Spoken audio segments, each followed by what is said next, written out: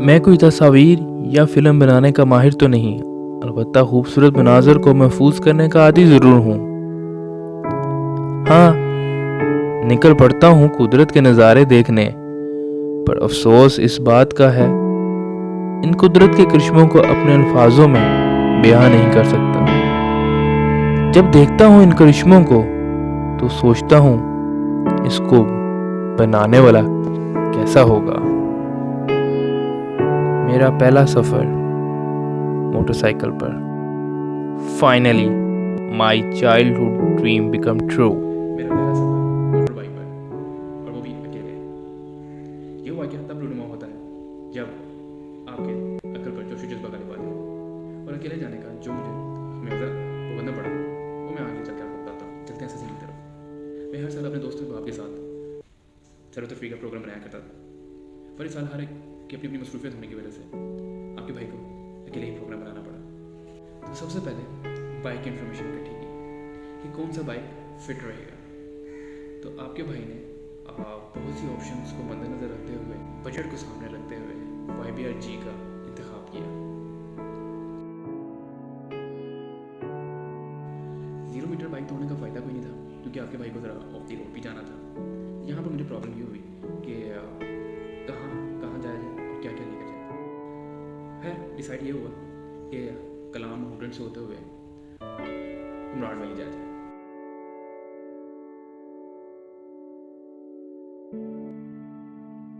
अच्छा, इस दौरान काफ़ी टाइम लग चुका था, काफ़ी दिन गुजर चुके थे, तो अब बस हो ही जा रही थी कि निकला जाए। इसके बाद मैंने अपनी ज़रूरत और अकल के मुताबिक सामान इकट्ठा किया, और इससे बड़ी मुश्किल ये थी कि सेकेंड हैंड बाइक को अपने मुताबिक सेट कैसा किया जाए। तो प्लान के मुताबिक ये था बाइक लाहौर रेलवे स्टेशन से बुक करवाई जाए और अपना बाइक का सफ़र शहर से स्टार्ट किया जाए। खैर, बहुत कम होने की वजह से कुछ काम मेरे पेंडिंग, जो सफ़र आगाज़ वाले दिन ही कि चूँकि शाम को निकलना था तो रिलैक्स था, कुछ ज़्यादा रिलैक्स होने के अलावा जो काम पेंडिंग थे उन पे ज़रूरत से ज़्यादा वक्त लगा, जिसकी वजह से ट्रेन छूट गई। आपका भाई बहुत अफसोसदा हुआ, लेकिन आपके भाई ने ठान लिया कि जाना है तो आज ही निकलना है। इसके बाद अल्लाह का नाम लिया और निकल पड़ा। तो काला शाह काकू से मैं तकरीबन 10 बजे के करीब निकला, और कोई 11:30 के करीब गुजरांवाला मेरा टायर पंचर। तो जहाँ खुदा दुश्वारी के साथ आसानी पैदा करता है, मुझे वहीं पर टायर पंचर वाला मिल गया। पंचर का सामान तो मैं लेकर नहीं गया था। तो आगे चलते चलते कोई 1 बजे के करीब मियाँ जी होटल पहुँचा। वहाँ मैंने रेस्ट किया और वहाँ की मशहूर दाल खाई। यहाँ कोई 1 घंटा रेस्ट करने के बाद मैंने अपने सफ़र का आगाज़ दोबारा शुरू किया। तो तकरीबन 4 बजे के करीब मैं इस्लामाबाद पहुँच चुका था, और वहाँ पर मैंने बादलों में गरज चमक देखी, तो अंदाज़ा लगाया कि यहाँ पर बहुत तूफ़ानी बारिश मिलने वाली है। जैसे ही बाइक पार्क की किसी होटल के करीब, तूफ़ानी बारिश वहाँ पर शुरू हुई, जिसने मेरा साथ तकरीबन नौशहरा तक दिया। हल्की कुछाड़ लें, कभी तेज़ हो जाती, कभी आहिस्ता हो जाती, लेकिन ये भी एक सफ़र का मज़ा था। तकरीबन 7 बजे के करीब मैं नौशहरा से मर्दान की तरफ मुड़ गया। रास्ता बहुत खूबसूरत था, लोग भी बहुत अच्छे थे यहाँ पर। आप भी वैसे सोच रहे होंगे कि मेरी कोई अपना पिक्चर या वीडियो अभी तक क्यों नहीं आई, मैं ही बोलता जा रहा हूँ, मुझे सुन के बोर हो रहे होंगे। इसकी भी अनहोनी एक दास्तान है जो मैं आपको आगे चल के बताऊँगा, बल्कि आपको खुद ही पता चल जाएगा कि मेरे साथ हुआ क्या था। है जल्दी जल्दी सफ़र को वाइंड अप करते हैं। 8:30 के करीब मैंने दरकई से नाश्ता किया, और मालाकंड की चढ़ाइयाँ चढ़ते हुए मैं मिंगोरा पहुँच गया। यहाँ पहुँचकर मेरी तो इंतहा ही नहीं रही कि यहाँ पर ज़रूरत की हर अशिया मौजूद थी। ना सिर्फ मौजूद थी, मुझे ऐसा महसूस हो रहा था कि मैं कोई 15 साल पहले वाले लाहौर में मौजूद हूँ।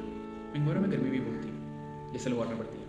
खैर, यहाँ मुझे कुछ काम था, वो निपटाने के बाद तकरीबन 2 बजे के करीब मैं कलाम की तरफ रवाना हुआ। पौने 2 घंटे बाद मुझे कुछ ठंडी हवा महसूस हुई। दरियाए सवाद मेरे पहलू में चल रहा था। बहरीन से बल खाती हुई सड़कें कलाम की तरफ। तकरीबन शाम 5 बजे के करीब मैं कलाम में मौजूद था। यहाँ मैंने खाना वगैरह खाया। एक बात आप अपने पल्लू से बांध लें कि आप किसी भी लोकल से जो भी रास्ता पूछें, वो जितना टाइम बताए उसको आप 2 से मल्टीप्लाई कर लें। यानी कि अगर आपको 2 घंटे बताएं, उसका मतलब वो 4 घंटे है। क्योंकि मैं यहाँ पर पहुँचा जब तो रात नहीं थी, शाम था, 5 साढ़े 5 का टाइम था। खाना खाने के बाद तो मैं जिस किसी से पूछूं तो वो मुझे महुरन का 3 घंटे का रास्ता बताया, और मुझे कहे कि आप बाइक पर हैं तो आप 1 घंटे में पहुँच जाएंगे। मैं वहाँ परेशान कुछ कंफ्यूज भी हो गया, लेकिन खैर फिर भी मैंने अगर हिसाब लगाया कि चलो 3 घंटे का टाइम लगेगा मुझे, मैं 5 बजे के हिसाब रखते हुए तो मैंने सोचा कि 8 साढ़े 8 तक पहुँच जाऊँगा। थकावट के साथ सफ़र भी बहुत हसीन और दिलकश था। सुकून से सफ़र करता हुआ मैं जा रहा था। एक गाँव आया रास्ते में, मतलब है वहाँ पर कुछ लड़के बच्चे खेल कूद में मसरूफ़ थे। उनका एक मुश्किल आया, क्रिकेट एक तो हम सब खेलते हैं, एक वॉलीबॉल वहाँ पर वो चलता है, वो लोग वहाँ पर खेल रहे थे। वहाँ पर नज़ारा भी बड़ा अच्छा था। वहाँ मैं तस्वीर लेने के लिए रुका, तो वो बनाने के बाद मैं थोड़ा सा कुछ आगे गया तो मुझे कुछ महसूस हुआ कि मेरे पास मेरा फ़ोन नहीं है। तो आप इमेजिन कर सकते हैं कि मेरा पूरा वक्त उसी वक्त से स्टार्ट हो गया था। काफ़ी तलाश किया, काफ़ी टाइम बर्बाद करने के बाद मुझे महसूस हुआ ना तो मैं यहाँ रात रुक सकता हूँ, और अगर रुका और थोड़ा टाइम और यहाँ पर गुजारा तो आगे मुझे बड़ी परेशानी होगी। खैर मंजिल अभी दूर थी, जाना था, एक तरफ नुकसान हो गया और सबसे परेशानी वाली बात ये थी, और उस बात को सोच सोच के दिल बैठा जा रहा था। जो सारा सफ़र मैंने अपनी जो सारी यादें सफ़र कैमरे में मोबाइल में कैद किया था, वो मैं कैसे रिकवर करूँगा। और अभी जो सफ़र शुरू नहीं हुआ था, इन यादों और हसीन जगहों को कैसे कैद करूँगा। खैर सफ़र दोबारा शुरू किया। कुछ ही लम्हे बाद रात ढल गई, और ये रात मेरी ज़िंदगी की भयानक और खौफनाक रात थी। अनजान और बेआबान रास्ता, ना कोई आ रहा था और ना कोई जा रहा था। इर्द गिर्द घना जंगल और पानी का शोर मज़ीद खौफनाक मंजर पेश कर रहा था। आज भी सोचो तो रोंगटे खड़े हो जाते हैं। एक तरफ मोबाइल का गम, सफ़र की थकान, बाइक ख़राब होने का डर और अंधेरी रात। ये मंजर तकरीबन 3 घंटे मेरे साथ रहा, और मैं रात 10:30 बजे माहौड्रन पहुंचा। वहाँ कुछ और लोग भी मेरे साथ पहुँचे जिन्होंने मेरा बड़ा साथ दिया। इनके साथ खाना खाया, मेरा कैंप भी इन्होंने ही लगाया। ये नौजवान स्वाद से ताल्लुक़ रखते थे। बकाया रात इनके साथ ही बड़े मज़े से गुजारी। जैसा कि आप देख सकते हैं, ये ना होते तो ये कुछ तस्वीर भी ना होती।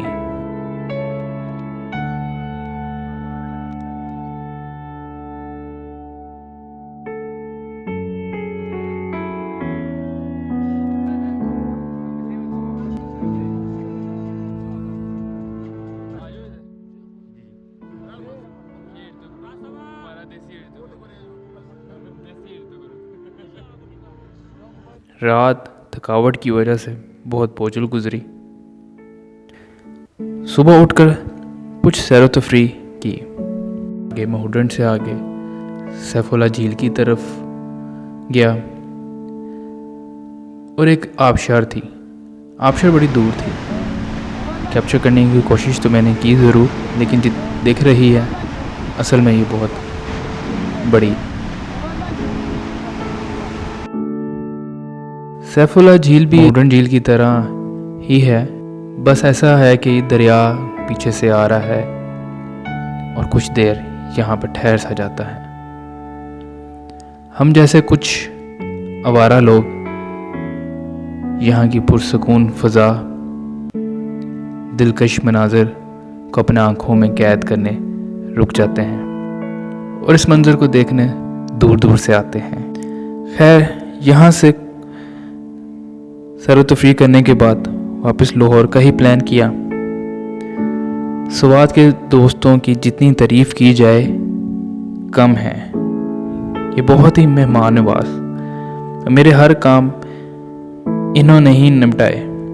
चूँकि मैं बहुत थका हुआ था, मेरे ना तो हाथ सही से काम कर रहे थे ना ही दिमाग, क्योंकि फर्स्ट टाइम ऐसा एक्सपीरियंस बाइक चलाने का किया। इन्होंने सुबह ना सिर्फ मेरे नाश्ते का बंदोबस्त किया, बल्कि दोपहर का खाना खिलाए बगैर मुझे जाने ना दिया। अच्छा बना है सारा ना। अभी बाद में पता चलेगा रोटी के साथ अच्छा है अच्छा नहीं है।